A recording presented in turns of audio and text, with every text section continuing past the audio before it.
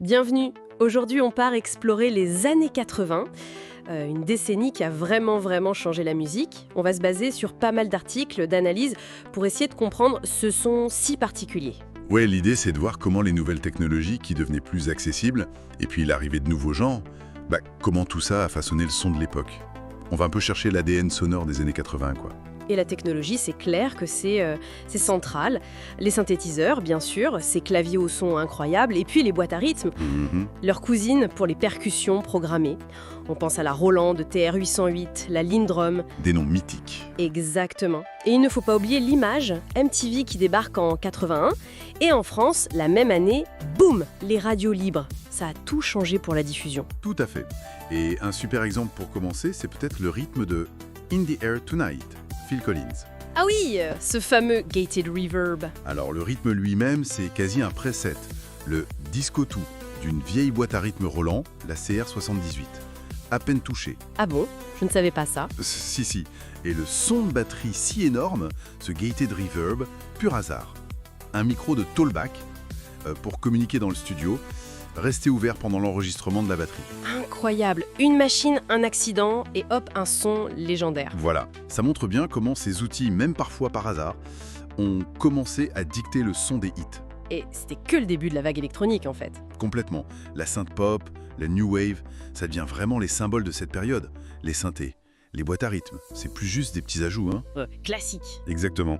Et ça donne ces rythmes très marqués, parfois un peu raides, c'est vrai, mais hyper efficaces, avec des mélodies pop qui rentrent direct dans la tête. On pense à qui? Depeche Mode, The Cure, bien sûr. Kraftwerk, les pionniers avant l'heure. Oui, eux, ils avaient déjà tout compris bien avant. Et puis Duran Duran, Soft Cell, New Order. Et ce terme New Wave, au début, c'était plus large, c'est ça, hein, un peu post-punk. C'est juste.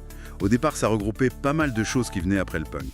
C'est après que ça s'est plus focalisé sur ce son pop très marqué par l'électronique. Et au cœur de ce son, il y a des machines qui sont devenues cultes. Comme la Roland TR-808. Ah, la 808. Elle devait faire des fonds réalistes au départ, non? Ouais. Et finalement, elle est devenue mythique avec son grain si spécial. Sexo Shilling de Marvin Gaye, c'est elle. C'est elle. Et son côté abordable, ça a aussi beaucoup joué pour le hip-hop, la house. Ça offrait une alternative aux batteurs de studio, quoi. Et à côté, il y avait la Lindrum. LM1, puis LM2. Elle, c'était différent. Oui, elle utilisait des samples. Des petits bouts de son d'instruments réels enregistrés. Ça, c'était assez nouveau par rapport au son purement électronique de la 808. On l'entend où, par exemple? Sur Mama, de Genesis, par exemple. C'est Mike Rutherford qui l'avait programmé. Ou You Spin Me Round, de Dead or Alive, gros tube. Ah oui. Et il faut pas oublier l'Oberheim DMX. Super importante pour Blue Monday de New Order. Elle aussi basée sur des samples. Exactement. Ces machines, c'était pas juste des outils. Elles avaient un vrai caractère. Elles ont signé le son de tubes entiers. Ce qu'il faut aussi, c'est de voir comment cette techno a irrigué d'autres styles. Le hip-hop qui explose, Run DMC aux États-Unis. Et en France, on a eu l'émission HIPOP sur TF1. Ça a marqué toute une génération. L'accès à ces boîtes à rythme, aux sampleurs, ça comptait. C'est sûr. Et puis la pop. On ne peut pas parler des années 80 sans parler de Michael Jackson, Madonna, Prince. Ah ben non. Eux, ils ont pris ces productions électroniques, souvent très léchées, très produites, et ils en ont fait la bande-son d'une révolution visuelle. MTV tournait en boucle. Le son et l'image devenaient inséparables. C'est ça. C'est vraiment une décennie hyper riche. On a aussi le R&B de Whitney Houston, le glam metal de Def Leppard, de Bon Jovi. C'est une période, d'hybridation, d'expérimentation à fond. Et beaucoup de ces sons, qu'ils viennent de la new wave ou du hip-hop, ils ont commencé un peu en marge avant d'exploser et d'influencer tout le monde. L'underground qui nourrit le mainstream, en quelque sorte. Tout à fait. C'est un schéma classique, mais très marqué dans les années 80. Donc, pour résumer, les années 80, c'était un immense labo sonore. Vraiment façonné par l'arrivée de ces synthés, de ces boîtes à rythme et la façon créative dont les artistes s'en sont emparés. Oui, et ça nous a laissé des classiques, indémodables. Et cet héritage, il est toujours là. Ah oui, c'est clair. L'esthétique des années 80, le son, même le visuel, ça influence encore plein d'artistes aujourd'hui.